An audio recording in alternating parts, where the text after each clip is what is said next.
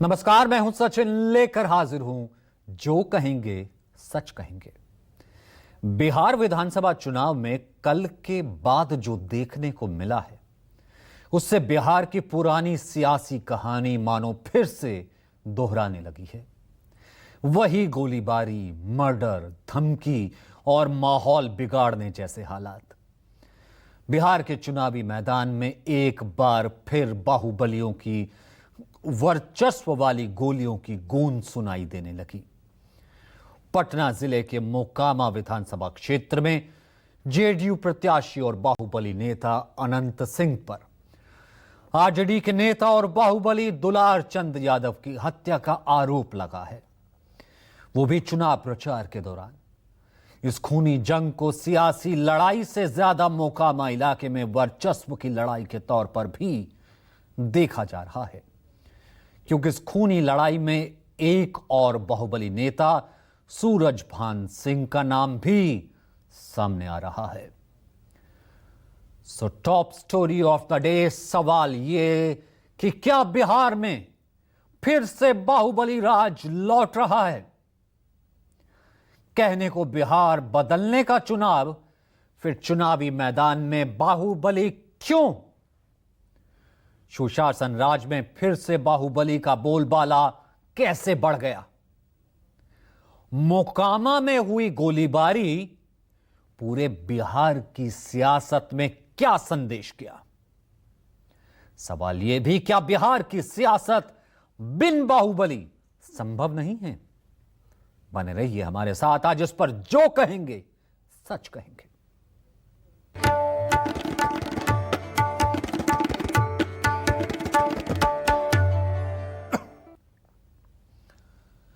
बिहार का चुनाव अब पूरे शबाब पर जा पहुंचा है। पहले चरण की वोटिंग में महज 5 दिन का वक्त बचा है, मगर उससे पहले कल पटना से तकरीबन 100 किलोमीटर दूर मोकामा में जो कुछ भी हुआ वो न सिर्फ इस बार के बिहार चुनाव की दिशा बदल देगा, बल्कि बिहार के सियासी और खूनी इतिहास को मानो फिर से उसने वापस ला दिया है। कार की सीट पर खून से लथपथी है दुलार चंद यादव। बिहार की राजधानी पटना जिले के तहत आने वाली मोकामा विधानसभा क्षेत्र में कल गुरुवार को गोलियों से भूनकर इनकी हत्या कर दी गई। इस खूनी वारदात को अंजाम उस वक्त दिया गया जब दुलार चंद यादव मोकामा सीट से जनसुराज के टिकट पर चुनाव लड़ रहे पीयूष प्रियदर्शी के समर्थन में चुनाव प्रचार कर रहे थे। इस दौरान घोसवारी थाना क्षेत्र के एक गांव में 2 गुटों के बीच संघर्ष छिड़ गया, जो देखते ही देखते गोलीबारी में तब्दील हो गया, जिसमें दुलार चंद यादव को गोली लग गई और कुछ ही घंटे बाद मौत भी हो गई। दुलार चंद यादव की हत्या का आरोप इलाके के बाहुबली नेता और नीतीश कुमार की जेडीयू से स्थानीय प्रत्याशी अनंत सिंह और उनके समर्थकों पर लगा, जबकि अनंत सिंह इस पूरे मामले में जुर्म और सियासत की दुनिया के अपने सबसे बड़े प्रतिद्वंदी सूरजभान सिंह की साजिश बता रहे हैं। सुनने वाले करणवीर सिंह करके जो था जी, उन्हीं का कोई अपना आदमी है, वो था। और मतलब जो थे 15-20 की संख्या में लोग। राउंड के फायरिंग हम जो 4 राउंड हम अपने कान से सुने, 3 से 4 राउंड जो है वो सुने में आया, और उनको जो पैर में गोली मारा गया है जी, और उसके बाद जो है क्या बोलते हैं, उन पर गाड़ी भी चढ़ाया गया, उसका टायर का निशान भी साफ साफ है। करमवीर और राजवीर दोनों दादाजी को पकड़ के लेके जा रहा है अनंत सिंह के पास, और अनंत सिंह गोली चलाया है, ये हम देखे। उसके बाद फिर हम दूर जाके एक खंधा टाइप का इधर है, इधर मतलब थोड़ा सा ऊंचा नीचा टाइप का रहता है, उसमें हम जाके छुप गए। वहां से देखे कि मतलब एक भूषण सिंह और एक ये संजय सिंह और दादाजी पर अंधाधुंध मतलब मारने लगा। मतलब जब गोली लगने के बाद अनंत सिंह जब गोली मार दिया तब अंधाधुंध मारने लगा। उसके बाद मारने के क्रम में जब नहीं दादाजी उतना पे भी नहीं मरे ना, तो दादाजी पे गोली गाड़ी चला के निकल गए। हम लोग टाल में वोट मांग रहे थे, रास्ता में देखे कि कासो गाड़ी खड़ा है, तो उसके बाद हम मुझे कोई वोट हो मांग रहा है, तो हम लोग आए। तो उसके बाद मुर्दाबाद मुर्दाबाद करने लगे, तभी हम कहे कुछ नहीं कोई बोलो, तो 30 गाड़ी हम आगू बढ़ गए, 10 गाड़ी हमारा पाछू रह गया, उसको कुल मारना चूरना शुरू कर दिया।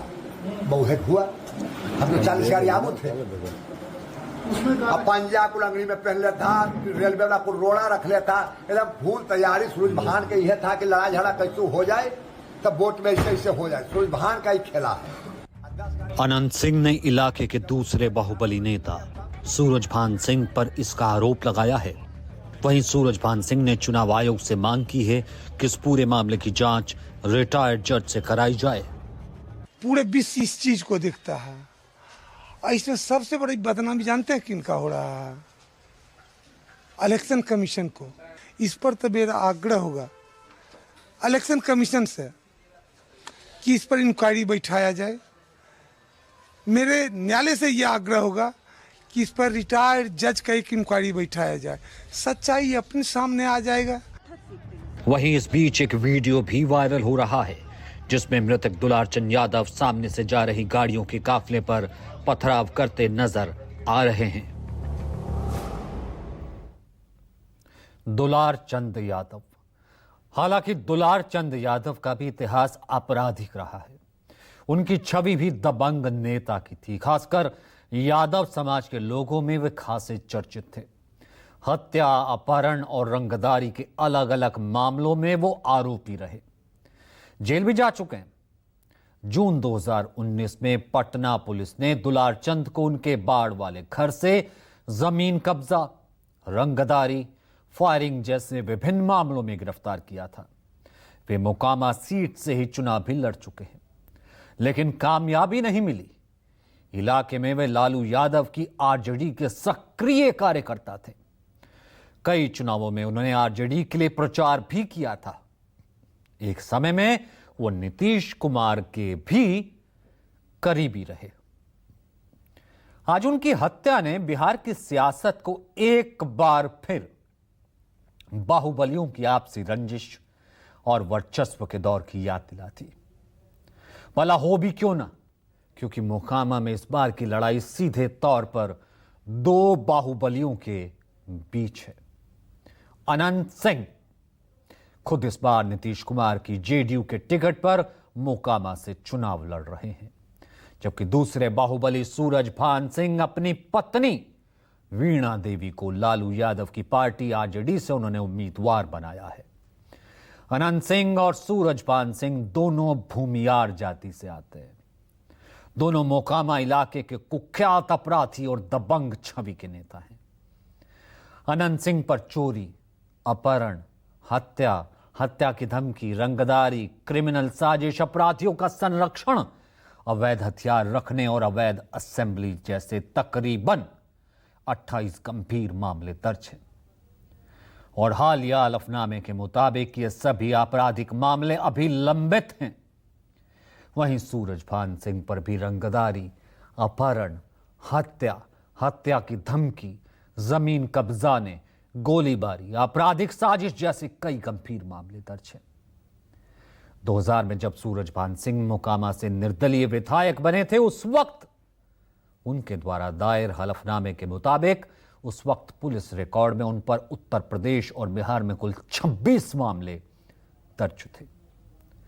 दिलचस्प बात यह है कि मोकामा सीट पर इन दोनों बाहुबली नेताओं का प्रभाव 2000 से लगातार बना हुआ है। एक बार सूरजभान सिंह तो 5 बार अनंत सिंह इस सीट से विधायक चुने गए। दोनों की एक कहानी लगभग एक जैसी है। वो ये कि चुनाव दर चुनाव ये दोनों अपनी पार्टी भी बदलते रहते हैं, कभी एक जेडीयू में तो दूसरा आरजेडी में। इस तरह इनकी राजनीति भी चलती रहती है। मगर इस बार का बिहार चुनाव बेहद ही अलग दिशा में जा रहा था। बिहार बदलने की बात की जा रही थी। बदलाव लाने के लिए एजेंडे पर एजेंडा, वादे पर वादा किया जा रहा था। आवाम को उम्मीद जगी थी कि बिहार में अब की बार एक नई सियासत देखने को मिलेगी। लेकिन यह उम्मीद तभी तक थी जब तक सियासी दलों ने अपने अपने प्रत्याशियों के नाम का ऐलान नहीं किया था, क्योंकि माना जाता है कि प्रत्याशियों का चयन ही पार्टी का विजन और उसकी दूरदर्शिता को दिखाता है। पार्टी के उम्मीदवार ही बदलाव के द्योतक माने जाते हैं। मगर हुआ क्या? ना सिर्फ अनंत सिंह और सूरजभान सिंह चुनावी मैदान में सीधे तौर पर आ गए, बल्कि इनके जैसे कई और बाहुबली नेता बिहार की किस्मत को फिर से पुराने दौर में लाने के लिए सियासत में कूद आए। बल्कि ये कह लीजिए कि पार्टियों ने फिर से बिहार को इन बाहुबलियों के हवाले कर दिया। आपको एक एक कर कुछ बाहुबली नेताओं के नाम और उनकी क्राइम कुंडली दिखाते हैं, जो खुद इस बार के बिहार चुनाव के मैदान में उतरे हैं। अमरेंद्र पांडे उर्फ पप्पू पांडे, गोपालगंज जिले में एक ऐसा नाम जिससे कई लोग थर थर कांपते हैं। थाने का मुकदमा रजिस्टर खंगाला जाए तो 50 पन्ने केवल इनके कारनामों से ही पड़ जाएंगे, लेकिन अब तक कोई खास कार्रवाई नहीं हुई है। अमरिंदर पांडे और पप्पू पांडे एक बार फिर गोपालगंज की कुचाय कोट विधानसभा सीट से जेडीयू के उम्मीदवार हैं, प्रत्याशी हैं। अमरिंदर पांडे सीट से 2010 के बाद से लगातार जेडीयू के टिकट पर जीतते आ रहे हैं। इस बार जीत का चौका लगाने के इरादे से उतरे हैं। अमरिंदर पांडे पर मर्डर, हत्या की कोशिश, हत्या की धमकी, रंगदारी, आपराधिक साजिश, हिंसा, अतिक्रमण और आर्म्स एक्ट के तहत अवैध हथियार रखने जैसे कई संगीन मामले दर्ज हैं। बाहुबली अमरिंदर पांडे के चुनावी हलफनामे के मुताबिक उन पर 1-2 नहीं, कुल 14 आपराधिक मामले आज भी लंबित हैं। दिलचस्प बात यह है कि अमरिंदर पांडे अंतर्राज्यीय आपराधिक गिरोह के सरगना सतीश पांडे के छोटे भाई हैं। सतीश पांडे पूर्व मंत्री ब्रज बिहारी हत्याकांड में जेल के अंदर और बाहर आते जाते रहते हैं। इस लिस्ट में दूसरा नाम है मनोरंजन सिंह उर्फ धूमल सिंह, एक ऐसा बाहुबली नेता जो 70 के दशक में मोस्ट वांटेड की लिस्ट में शामिल था। सारण में धूमल सिंह के नाम की तूती बोलती थी। इनकी इजाजत के बिना तो इलाके में सब परिंदा तक पर नहीं मार सकता था। धूमल सिंह को इस बार नीतीश कुमार की जेडीयू ने सारण जिले की एकमा विधानसभा सीट से अपना बनाया प्रत्याशी। मुख्यमंत्री नीतीश कुमार के करीबी माने जाने वाले बाहुबली धूमल सिंह सारण के बनियापुर से पहली बार 2000 में निर्दलीय विधायक बने थे। इसके बाद एलजेपी होते हुए जेडीयू में पहुंचे हैं। एकमा से जेडीयू के टिकट पर 2 बार 2010 और 2015 में विधायक रह चुके हैं। धूमल सिंह के खिलाफ बिहार, यूपी, दिल्ली, मुंबई, झारखंड में 150 से ज्यादा मामले दर्ज बताए जाते हैं, लेकिन इस बार के चुनावी हलफनामे के मुताबिक उनके ऊपर फिलहाल कोई मामला नहीं है। हालांकि साल 2015 के विधानसभा चुनाव में उन्होंने अपने एफिडेविट में बताया था कि उन पर हत्या, रंगदारी, ड्रग्स रखने, अवैध हथियार रखने, जमीन कब्जा करने जैसे संगीन मामले दर्ज हैं। न सिर्फ नीतीश कुमार की जेडीयू बल्कि लालू यादव की आरजेडी भी पीछे नहीं है। आपराधिक छवि वाले कुख्यात बदमाशों को टिकट देकर के चुनावी मैदान में उसने भी उतारा है। एक बड़ा नाम रीतलाल यादव। रीतलाल यादव राजधानी पटना और उसके आसपास के इलाके का कुख्यात अपराधी है। एक बिल्डर से रंगदारी मांगने, जान से मारने की धमकी देने, इस मामले में फिलहाल बेऊर जेल में बंद है। लेकिन बावजूद इसके आरजेडी ने उन्हें इस बार पटना के दानापुर से उम्मीदवार बना दिया। रीतलाल यादव दानापुर से अभी आरजेडी के सिटिंग विधायक भी हैं। रीतलाल यादव का नाम पहली बार लोगों की जुबान पर तब चढ़ा जब 90 के दशक में दानापुर स्टेशन रोड पर राहगीरों से छीना झपटी, मोटरसाइकिल चोरी इन आरोपों में घिर गए थे। धीरे धीरे रीतलाल का नाम स्थानीय जमीन विवाद, जबरन वसूली इन सब में आने लगा। अगर किसी को बाउंड्री बनानी हो, मकान खड़ा करना हो तो पहले रीतलाल यादव से मुलाकात करनी पड़ती थी। पटना ही नहीं, समस्तीपुर से लेकर गोरखपुर, गुवाहाटी तक रेलवे ठेकेदारी में रीतलाल का नेटवर्क फैला है। बाहुबली सूरजभान सिंह और हुलास पांडे जैसे चर्चित नामों के साथ नजदीकी ने उसके रसूख को और मजबूत कर दिया। रीतलाल यादव की ओर से दायर अपने चुनावी हलफनामे में बताया गया कि उनके खिलाफ आज भी 11 आपराधिक मामले लंबित हैं। प्रत्याशी एक और बड़ा नाम है पूर्व बाहुबली शहाबुद्दीन के बेटे ओसामा शहाब का। आरजेडी ने रघुनाथपुर सीट से चुनावी मैदान में उतारा। उसके पीछे है उस बाहुबली की ताकत जिसके नाम से कभी जज भी केस की सुनवाई करने से डरते थे। खुद ओसामा पर भी कोई क्रिमिनल केस दर्ज है।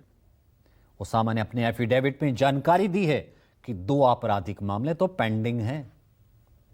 ये उसी शहाबुद्दीन का बेटा है जिसके अपराधों की फेहरिस्त बहुत लंबी है।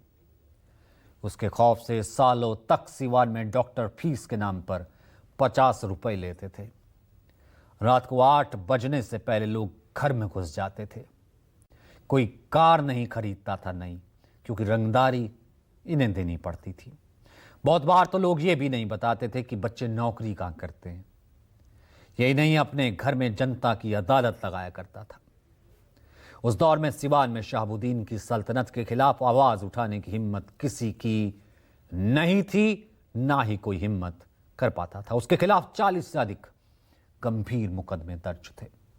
तेजाब हत्याकांड, छोटेलाल गुप्ता हत्याकांड, एसपी सिंघल पर गोली चलाने के मामले, विदेशी हथियार बरामदगी, 10 वर्ष से लेकर के उम्र कैद तक की सजा शहाबुद्दीन को हो चुकी थी। एक वक्त कहा जाता था कि लालू के बिना शहाबुद्दीन नहीं और शहाबुद्दीन के बिना तो लालू भी नहीं है। विभत्स तेजाब कांड में जेल में बंद शहाबुद्दीन की कोरोना काल में मौत हो गई। इसके बाद उनकी पत्नी हिना शहाब ने राष्ट्रीय जनता दल पर अनदेखी का आरोप लगाया, अलग राह थाम ली। एक बार फिर शहाबुद्दीन के बेटे को आरजेडी ने टिकट देकर साफ सुथरी राजनीति के दावों को खोखला साबित कर दिया। आरजेडी ने बाहुबली मुन्ना शुक्ला की बेटी शिवानी शुक्ला को भी अपना कैंडिडेट बनाया है। लंदन रिटर्न शिवानी शुक्ला पेशे से वकील हैं। लंदन की यूनिवर्सिटी ऑफ लीड्स से लॉ की पढ़ाई की है। लेकिन बाहुबली पिता हैं मुन्ना शुक्ला। अब विरासत को आगे लेकर के जाना है। काला कोट छोड़ दिया, वकालत छोड़ दी, राजनीति के मैदान में कूद पड़ी। बाहुबली मुन्ना शुक्ला फिलहाल तो जेल में। ब्रिज बिहारी हत्याकांड में सुप्रीम कोर्ट से उम्र कैद की सजा हो गई है। उनके जेल जाने के बाद उनकी विरासत उनकी बेटी ये शिवानी संभाल रही है। शिवानी अपना नामांकन करने जा रही थी। उस समय मुन्ना शुक्ला को पेशी के लिए हाजीपुर कोर्ट ले जाया जा रहा था। पुलिस वैन से निकलते ही दोनों एक दूसरे से लिपट कर रो पड़े। मुन्ना शुक्ला है जिसके नाम से लालगंज में कभी सिक्का चलता था। मुन्ना शुक्ला का इतना सूख था कि पहली बार बतौर निर्दलीय चुनाव जीत करके विधानसभा पहुंच गए थे। 3 बार विधायकी का चुनाव जीते। पहली बार 2000 में लालगंज निर्दलीय, फरवरी 2005 में लोक जनशक्ति पार्टी के उम्मीदवार के रूप में, उसी साल अक्टूबर के चुनाव में वे जेडीयू के टिकट पर फिर से जीते। फिर वो वैशाली से लोकसभा का चुनाव भी लड़ रहे, लेकिन रघुवंश प्रसाद सिंह और वीणा देवी से चुनाव हार गए। मुन्ना शुक्ला पर 20 से अधिक गंभीर आपराधिक मामले दर्ज हैं। हत्या के भी कुछ मामले हैं। 94 में हुई डीएम जी कृष्णैया की हत्या का आरोप भी मुन्ना शुक्ला पर है। इसके अलावा 1998 में राबड़ी सरकार में मंत्री ब्रज बिहारी प्रसाद की हत्या का आरोप इन पर है। उम्र कैद की सजा काट रहे हैं। मुन्ना शुक्ला पर हत्या की कोशिश, जमीन कब्जाने, अपहरण, लूट, फिरौती, ये सब आरोप है। सजा याफ्ता होने के बाद पत्नी को माननीय बना करके इलाके पर दबदबा बना लिया। अब बेटी के कंधे पर सवार होकर एक बार फिर से लालगंज के राजनीतिक दबदबे को कायम रखने की जुगत में लगे हुए हैं। खुद सजा याफ्ता है। खरोच भी आई ना मेरे पापा को, एक खरोच। ये गवर्नमेंट को छोड़ूंगी नहीं। लॉयर हूँ, लॉयर का सारा राइट जानती हूँ, ह्यूमन का पूरा राइट जानती हूँ। एक खरोच आया ना, छोड़ूंगी नहीं। सजा के बाद ना कोई मारपीट होता है ना कुछ और होता है। तो मेरे पापा को एक छोटा सा भी खरोच आया, छोड़ने वाली नहीं हूँ। तो जेडीयू ने बात करते हैं राजपूत बहुल औरंगाबाद जिले की नबीनगर सीट से चेतन आनंद को अपना उम्मीदवार बनाया। चेतन आनंद 2020 में आरजेडी के टिकट पर शिवहर से चुनाव जीते थे। चेतन के पिता आनंद मोहन बिहार में राजपूत समुदाय के बड़े नेता माने जाते हैं। चुनाव प्रचार में अपने बेटे चेतन आनंद के लिए वोट मांग रहे हैं। आनंद मोहन गोपालगंज के कलेक्टर जी कृष्णैया की हत्या के मामले में जेल की सजा काट चुके हैं। ये क्वालिफिकेशन 5 दिसंबर 1994 को बिहार के गोपालगंज के जिलाधिकारी जी कृष्णैया की हत्या बीच सड़क पर कर दी थी। आनंद मोहन पर उस दिन भीड़ को उकसाने का आरोप लगा था। उस मामले में निचली अदालत ने 2007 में आनंद मोहन को फांसी की सजा दी थी। फांसी की सजा। आनंद मोहन विधायक और सांसद रह चुके भारत के पहले ऐसे नेता है जिन्हें फांसी की सजा सुनाई गई थी। उनकी उम्र कैद की सजा को 2008 में पटना हाईकोर्ट ने उम्र कैद में फांसी को उम्र कैद में तब्दील कर दिया। लेकिन 2023 में बिहार की नीतीश सरकार ने जेल मैनुअल में संशोधन कर दिया और इनकी रिहाई का रास्ता साफ कर दिया। 15 साल सजा काटकर जेल से निकले बाहुबली नेता आनंद मोहन फिर से बिहार की पॉलिटिक्स में एक्टिव हो गए। जेल से बाहर निकलते ही आनंद मोहन ने सबसे पहले अपनी पत्नी लवली आनंद को लोकसभा पहुंचा दिया। कद का, रुतबे का फायदा उठाया। अंदाजा इसी से लगा सकते हैं कि बीजेपी ने अपनी विनिंग सीट आनंद मोहन के लिए छोड़ दी थी। तो ये इस तरीके की कुंडली है। वहीं भोजपुर की तरारी सीट पर एक बार फिर से बाहुबली सुनील पांडे परिवार है वो चुनाव लड़ रहा है। इस सीट से राजनीति पर मजबूत पकड़ रखने वाले सुनील पांडे के बेटे विशाल पांडे बीजेपी के टिकट पर चुनाव मैदान में हैं। 2024 लोकसभा चुनाव में यहां के तत्कालीन विधायक सुदामा प्रसाद के लोकसभा चुनाव जीत जाने के बाद हुए उपचुनाव में विशाल प्रशांत चुनाव जीते थे। लेकिन विशाल प्रशांत के पिता सुनील पांडे एक बाहुबली और दबंग नेता हैं। उनका आधिकारिक नाम नरेंद्र कुमार पांडे है। उनकी पहचान बिहार के बड़े बाहुबली नेताओं में होती है। जुर्म की दुनिया में कई हिस्सों में इनका नाम शुमार रहा। उनके गांव में AK-47 की बरामदगी से जुर्म की दुनिया में और नाम हो गया। कुछ मामलों में उम्र कैद तक की सजा हो गई। बाद में हाईकोर्ट से राहत मिल गई। अपराध की दुनिया से राजनीति तक सफर बहुत फिल्मी रहा। 2000 में पहली बार समता पार्टी के टिकट पर पीरो विधानसभा से जीते। इसके बाद वहां से 3 बार विधायक रहे। 2010 का चुनाव तरारी से लड़ा, फिर जीत गए। 2015 का चुनाव हार गए। सुनील पांडे की आधी जिंदगी जेल में तो आधी फरारी में बीती। आपराधिक मामलों में संलिप्तता की कहानी खुद उनका चुनावी जो हलफनामा है वो बताता है। 2010 में जब सुनील पांडे विधानसभा चुनाव लड़ रहे थे, उस समय जो हलफनामा दिया था उसमें 23 आपराधिक मामलों का जिक्र था, जिसमें अपहरण, लूट, हत्या की साजिश, रंगदारी। 2003 में पटना के नामी सर्जन रमेश चंद्र का अपहरण हुआ था, जिसमें 50 लाख रुपए की रंगदारी मांगी थी। तहकीकात के दौरान इस मामले में सुनील पांडे का नाम भी सामने आया था। यूपी के पूर्व बाहुबली मुख्तार अंसारी को मारने के लिए 50 लाख की सुपारी देने का आरोप है। इससे पहले रणवीर सेना सुप्रीमो ब्रह्मोश्वर मुखिया की हत्या के मामले में भी इन्हीं का नाम उछला। हैरानी की बात तो यह है कि जयराम की दुनिया के बड़े नाम, तो कुल मिलाकर के जो क्राइम है उसका बड़ा नाम, अहिंसा में PhD कर चुके हैं ये, क्योंकि उन्होंने भगवान महावीर पर PhD की। पहले हमने आपको इतिहास बताया, फिर उसके बाद उनको लगा थीसिस करना चाहिए, तो PhD की और डॉक्टरेट की उपाधि हासिल कर ली। अब डॉक्टर कहलाते हैं। एक वादा कर रहे हैं, अगर कोई छूट भैया गुंडे हमारे व्यवसायी वर्ग को परेशान करेंगे तो जेल के सलाख के पीछे नहीं, ऊपर भेजने का काम सुनील पांडे करेंगे।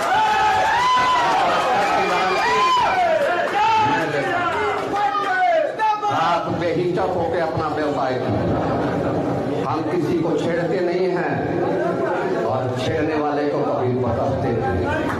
हमारी मतदाता की सुरक्षा करना मेरा दायित्व है, मेरा फर्ज है और मैं करते रहूंगा।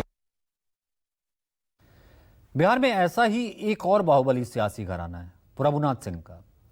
पूर्व JDU सांसद और बाहुबली नेता प्रभुनाथ सिंह भले ही इस वक्त जेल में हैं, लेकिन बिहार विधानसभा चुनाव में उनके परिवार की दमदार स्थिति है। JDU ने छपरा की मांझी विधानसभा सीट से रणधीर सिंह को अपना उम्मीदवार बनाया। रणधीर सिंह भी RJD छोड़कर JDU में आ गए। रणधीर सिंह इससे पहले छपरा सीट से आरजेडी के टिकट पर 2014 के उपचुनाव में जीतकर विधायक बने थे। सारण की सियासत में एक वक्त था जब प्रभुनाथ सिंह का नाम ही यहां की पहचान हुआ करता था। सारण के किस विधानसभा सीट से किसे टिकट मिलेगा, कौन कहां से उम्मीदवार बनेगा, यह फैसला उनके घर के दरवाजे पर ही हो जाता था। सारण के सीएम कहे जाने वाले प्रभुनाथ सिंह को छपरा के नाथ के तौर पर जाना जाता है। किसी जमाने में प्रभुनाथ बाहुबली शाहबुद्दीन से भी खुलेआम लोहा ले लिया करते थे। लालू के बेहद करीबी प्रभुनाथ सिंह 95 में सारण जिले में एक चुनावी हिंसा में 2 लोगों दरोगा राय और राजेंद्र राय की हत्या करने का उन पर आरोप लगा। सर्वोच्च न्यायालय ने उन्हें इस मामले में दोषी ठहराया, आजीवन कारावास दे दिया। इसके अलावा प्रभुनाथ सिंह पर पूर्व विधायक अशोक सिंह की हत्या का भी आरोप। यह घटना 1995 में हुई थी, जब अशोक सिंह की उनके सरकारी आवास पर बम मारकर हत्या कर दी गई। इस मामले में भी उन्हें आजीवन कारावास की सजा सुनाई गई थी। 1985 में मशरक विधानसभा सीट से निर्दलीय विधायक बनकर राजनीति में आए थे, शुरुआत की थी। इसके बाद 1990 में यहीं से जनता दल के विधायक बनकर लालू प्रसाद यादव के निकट आ गए। बात बिगड़ी तो साल 1995 में बाहुबली आनंद मोहन की पार्टी बिहार पीपल्स पार्टी के उम्मीदवार बने, लेकिन चुनाव हार गए। इसके बाद 1998 में समता पार्टी में आ गए, फिर नीतीश कुमार के भरोसेमंद बन गए। 1998 से 2004 तक लगातार 3 बार महाराजगंज से ये सांसद बने।